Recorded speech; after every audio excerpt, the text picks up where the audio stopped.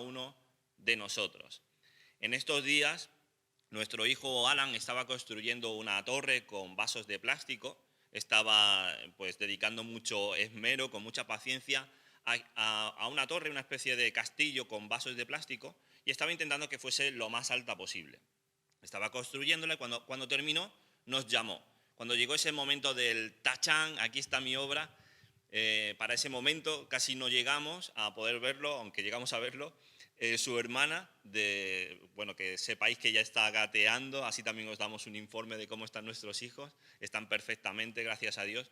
Pero para ese momento, África derrumbó en un segundo aquella obra de arte que había construido Alan. Así que en un segundo acabó, echó por tierra todos sus planes de hacer esa obra. Lo que realmente me sorprendió es que tal vez eso es algo cotidiano en nuestra casa, pero lo que realmente me sorprendió fue ver cómo la reacción de Alan, ¿no? Yo hubiese esperado que hubiese gritado, se hubiese quejado mucho. Se quejó, pero muy poco, y rápidamente empezó a hacer otra cosa.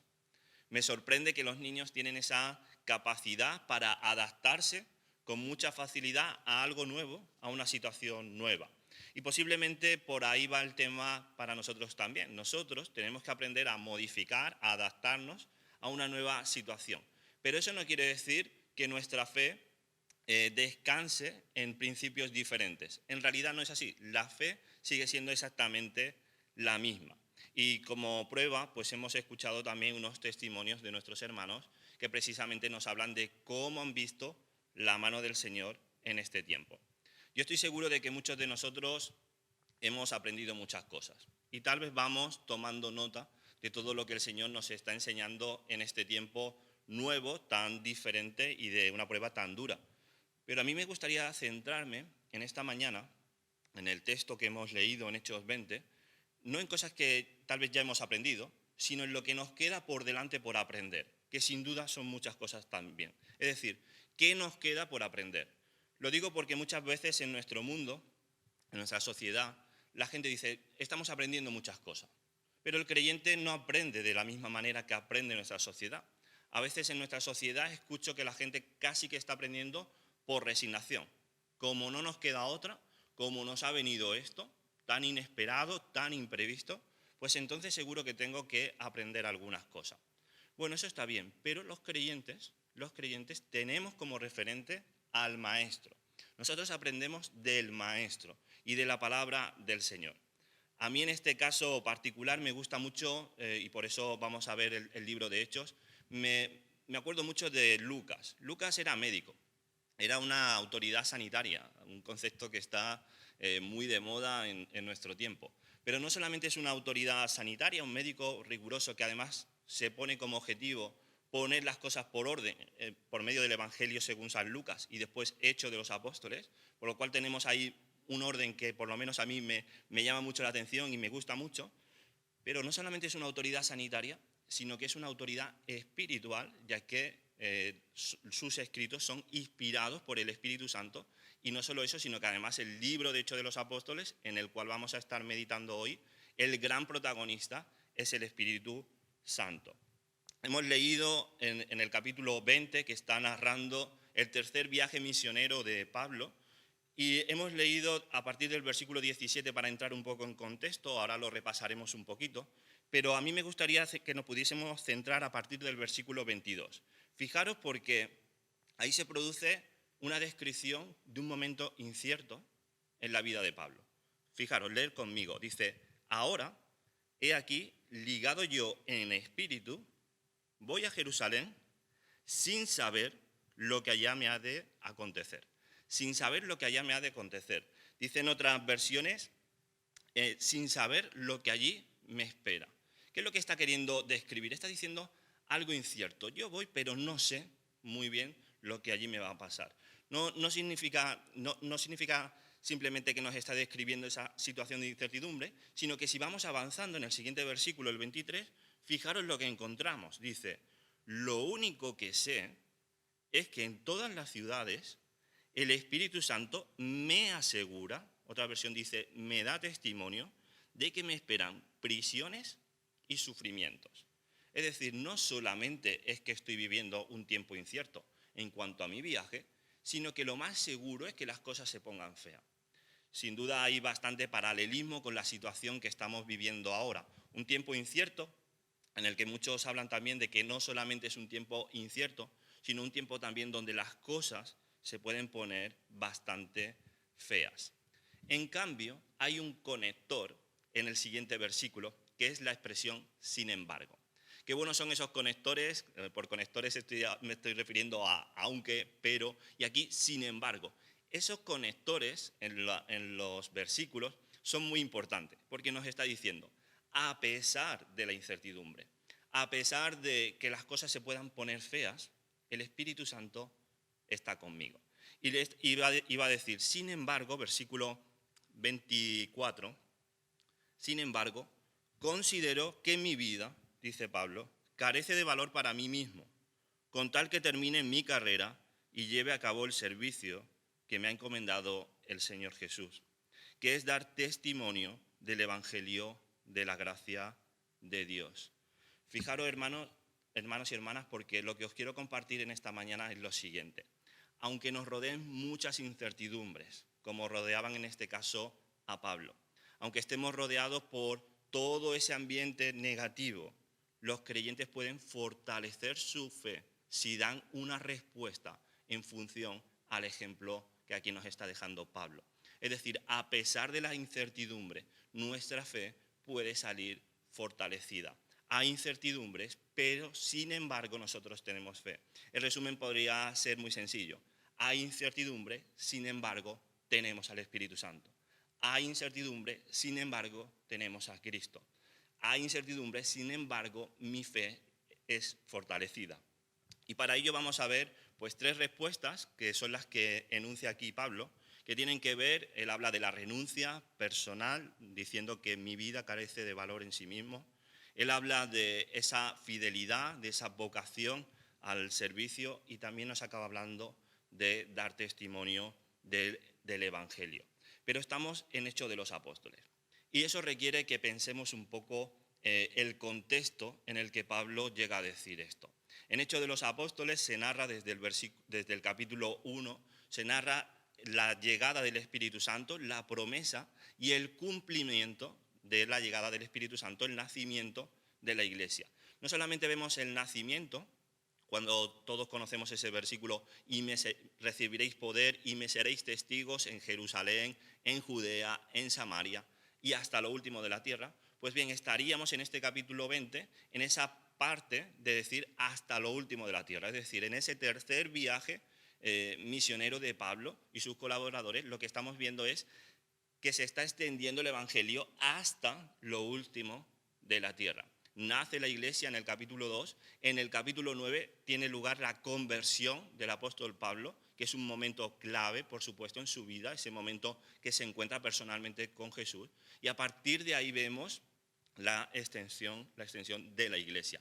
En este capítulo 20, Pablo está haciendo un discurso bastante largo. De hecho se narra que hay un joven que se queda dormido y cae desde un tercer piso, y está haciendo un discurso muy largo, dirigido, porque es un discurso de despedida, y lo está dirigiendo a los ancianos de la iglesia, es decir, al liderazgo de la iglesia, y por ende a toda la iglesia. Y en ese discurso es cuando él va a decir y va a pronunciar estos 3 principios tan importantes. Considero que mi vida carece de valor con tal que acabe mi carrera y para que pueda dar testimonio. Yo creo que esas son las 3 respuestas ante un panorama de incertidumbre. Por lo menos es el ejemplo que encontramos en Pablo. Y la pregunta es si nosotros nos identificamos con ese ejemplo tan importante que nos dejó Pablo. La primera respuesta es que ante lo incierto debemos tener una fe que renuncia.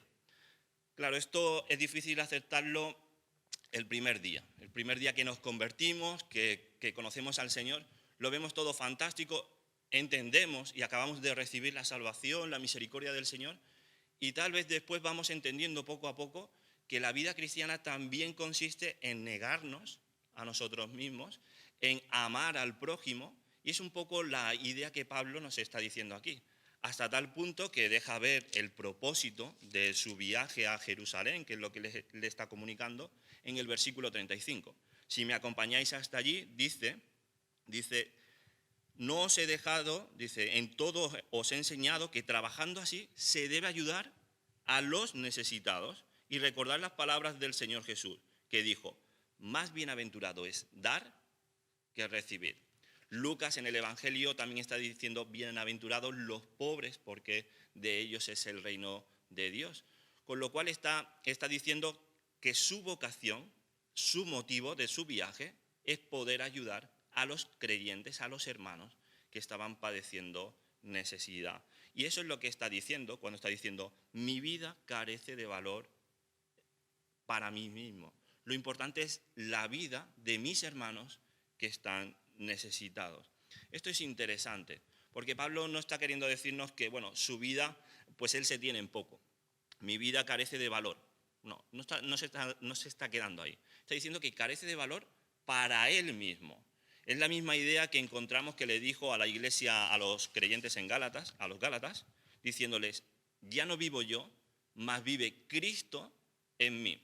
La misma idea le dice a los filipenses diciendo, para mí el vivir es Cristo y el morir es ganancia. Es muy interesante que lo que nos está queriendo decir Pablo es que él tiene mucho que dar. Tiene no solamente que poder ayudar o llevar la ofrenda para los pobres, sino que él tiene que ofrecer a Cristo. Ya no vive él, sino que vive Cristo en él. Así que eso es una lección para todos nosotros. Nosotros tenemos o podemos ayudar, si está en nuestra mano, a las personas necesitadas, pero también podemos ayudar con nuestra fe ante un panorama tan incierto. Eso produjo en Pablo un sentimiento de obligación. Dice la Reina Valera, la versión Reina Valera, dice que está ligado al Espíritu Santo. Hay otras versiones que dice que se siente obligado por el Espíritu Santo, cautivo por el Espíritu, en obediencia al Espíritu. Nos está diciendo que sentía la obligación de tener que hacer eso y tener que despedirse. Aquello acabó con un mar de lágrimas porque no querían despedirse de Pablo. Pero Pablo dijo, es que lo importante no soy yo o mis relaciones personales, sino la necesidad que hay en los creyentes en Jerusalén. ¿Cuándo sentimos la obligación? Bueno, sentimos la obligación cuando entendemos que somos responsables. Aprendemos que lo importante es estar dentro de los planes de Dios y los queremos llevar a cabo con responsabilidad. Nadie renuncia hasta que no se siente parte, hasta que no entiende ese papel que tiene en la obra de Dios. Y eso es algo que creo que estamos aprendiendo. Estamos aprendiendo a ponernos en los planes de Dios, o que eso es tal vez lo que deberíamos hacer. Fijaros que Pablo lo tenía muy claro. Estamos en el capítulo 20, como hemos descrito, pero en el capítulo 18, en el versículo 21, fijaros que dice, es necesario que en todo caso yo guarde en Jerusalén la fiesta que viene, pero otra vez volveré a vosotros, y fijaros lo que dice, si Dios quiere. Esa frase es muy conocida por todos nosotros, ¿no? Casi que se convirtió en una coletilla o lo es ahora también, ¿no? Si Dios quiere, pero es una frase muy correcta. Si vamos a la primera carta de Pablo a los Corintios, en el capítulo 4, versículo 19, encontramos la misma idea. Dice, iré pronto a vosotros si el Señor quiere. Si el Señor quiere. Y si vamos a la misma carta, capítulo 16 y versículo 7, dice, porque no quiero veros ahora de paso, pues espero estar con vosotros algún tiempo, si el Señor lo permite. Si el Señor lo permite. Lo que estamos aprendiendo es que nosotros podemos tener muchos planes, pero que no escapan de la voluntad soberana de nuestro Dios. ¿Os acordáis del apóstol Santiago que dijo, si el Señor quiere, viviremos y haremos esto o aquello? Si el Señor quiere, viviremos, y si no, no. Y si el Señor quiere, haremos nuestros planes o no los podremos llevar a cabo. Dios no siempre nos da un mapa detallado de cuáles son sus planes y tal vez eso nos pone un poco nervioso o nos genera un clima de incertidumbre. Pero no es la primera vez. De hecho, Abraham también, ¿os acordáis que cuando recibió el llamado del Señor salió sin saber a dónde iba. Eso no significa que saliese a lo loco, sino que nos está mostrando el paso de fe que tuvo que dar y lo obediente que realmente fue Abraham. En este mes estamos estudiando Proverbios que insiste en la misma idea. Hace unos días pasamos por el capítulo 16 que nos dice, los planes son del hombre. ¿Os acordáis? Hace poco que lo hemos leído. Los planes son del hombre. La palabra final la tiene el Señor. Al hombre le parece bueno todo lo que hace, pero el Señor es quien juzga las intenciones. Pon tus actos en las manos del Señor y tus planes se realizarán. El Señor lo ha creado todo con un propósito. Fíjate en la promesa del versículo 3. Pon tus actos en las manos del Señor y tus planes se realizarán. Tenemos que aprender, o yo creo que todavía nos queda por aprender, o estamos en ese proceso de aprendizaje, de que todos nuestros planes, todo lo que decidamos hacer, tenemos que ponerlo en las manos del Señor por medio de la oración. Hoy cuando no sabemos hacer una cosa, consultamos tutoriales, consultamos libros, llamamos a la madre, llamamos a los amigos. ¿Esto cómo se hace? Pero fijaros que para los planes importantes de la vida, el creyente y la iglesia debe ponerse en oración. Desde aquí os lanzo un llamado a la oración a la iglesia. La iglesia tiene que estar orando, buscando al Señor, poniendo todos nuestros actos, todos nuestros planes en las manos del Señor para que Él nos vaya guiando. Así que ante lo incierto, nosotros respondemos con renuncia personal y lo ponemos en práctica por medio de la oración para que el Señor nos guíe. La segunda respuesta ante tantas incertidumbres es la fidelidad.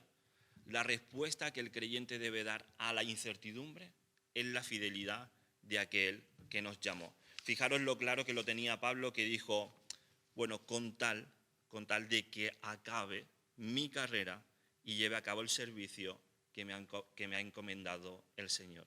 Eso es lo realmente importante.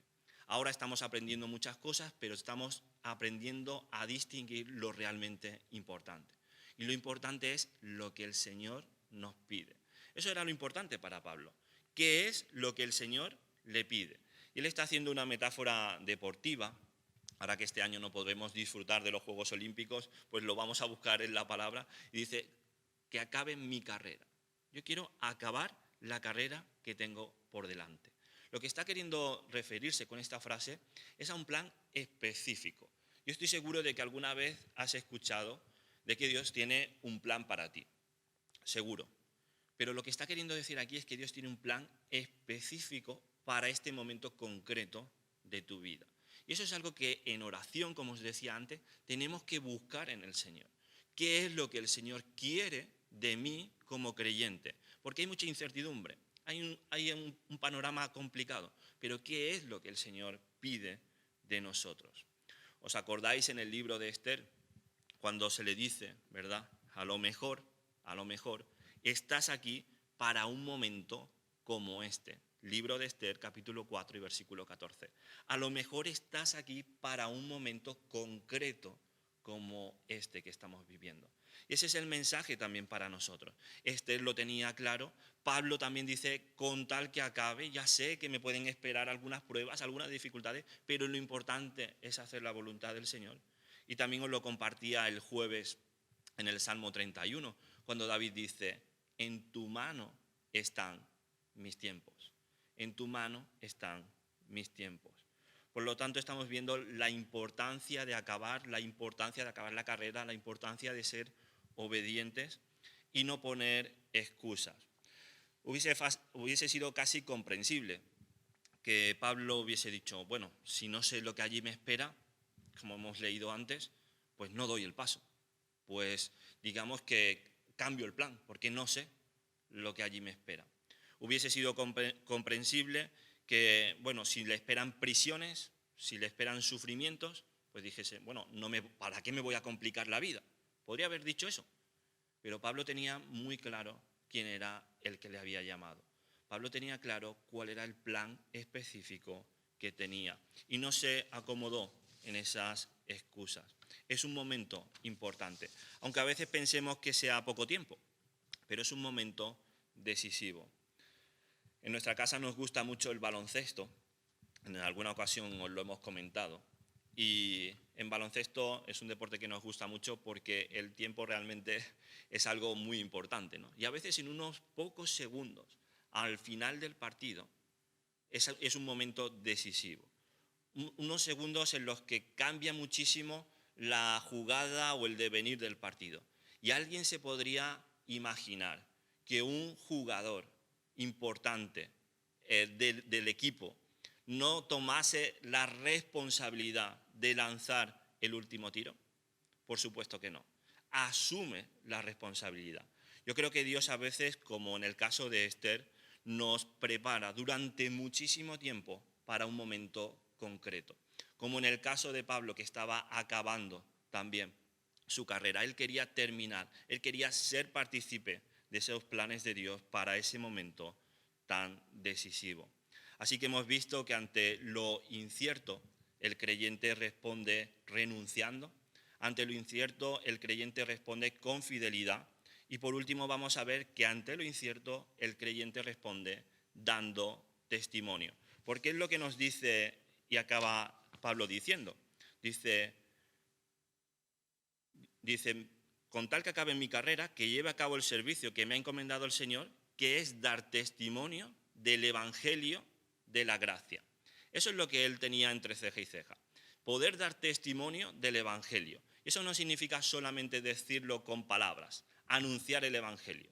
La Iglesia del Señor no está llamada simplemente a anunciar el Evangelio con palabras, que por supuesto que sí, sino que debemos dar ejemplo de eso que estamos predicando. ¿Os acordáis en el libro de Efesios que dice que él mismo, el Señor, constituyó a unos apóstoles, a otros profetas, a otros evangelistas, a otros pastores y maestros, a fin de perfeccionar a los santos para la obra del ministerio, para edificación del cuerpo de Cristo? Déjame decirte algo, el plan sigue siendo la Iglesia. No solamente es una cuestión de un plan específico para Pablo, para Esther, para Abraham, no, para cada uno de nosotros que formamos la Iglesia. Ante lo incierto, ante la incertidumbre, nuestro mundo sigue necesitando el Evangelio de la gracia. Ese Evangelio que nosotros pudimos conocer, ese Evangelio que nosotros alcanzamos por la gracia de Dios y ese Evangelio que nosotros debemos compartir con otras personas.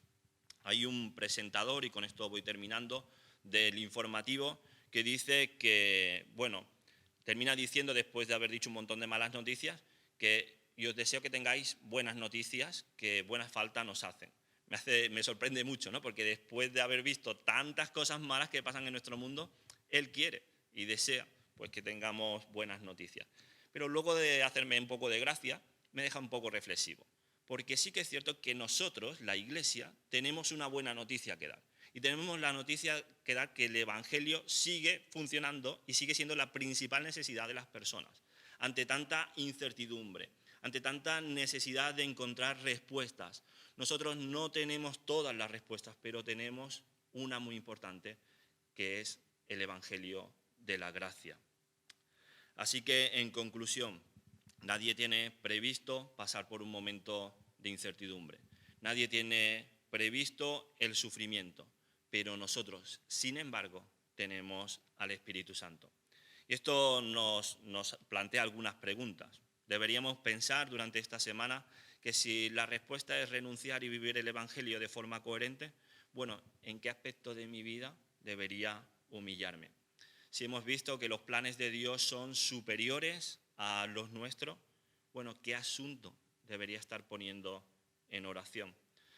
Así que se trata de no poner excusas, sino de ser fieles al llamado del Señor. Estamos aprendiendo muchas cosas, todos nosotros.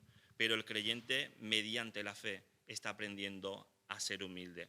El creyente está aprendiendo que debe consultar a Dios antes de ponerse en marcha en sus planes. Así que ojalá que nosotros podamos decir, como dijo el apóstol Pablo, lo más importante es que acabemos la carrera y el ministerio que recibimos de parte del Señor. Que sigamos aprendiendo de manera humilde del Maestro y de su palabra.